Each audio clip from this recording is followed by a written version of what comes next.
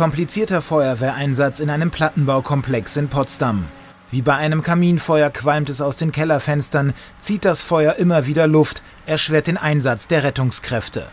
Denn die brennenden Kellerverschläge der unterschiedlichen Komplexe sind unterirdisch miteinander verbunden. Giftiger Rauch zieht in die oberen Stockwerke, durch die Hausflure, in die Wohnungen. Insgesamt 30 Bewohner und sogar Haustiere werden von der Feuerwehr mit Fluchthauben gerettet. Eine dreiköpfige Familie muss in ein Krankenhaus gebracht werden, mit Verdacht auf Rauchgasvergiftung. Wie anstrengend der Einsatz ist, beweist auch, dass ein Feuerwehrmann einen Schwächeanfall erleidet. Die Brandursache ist noch unklar, ein Fachkommissariat der Brandenburger Polizei ermittelt.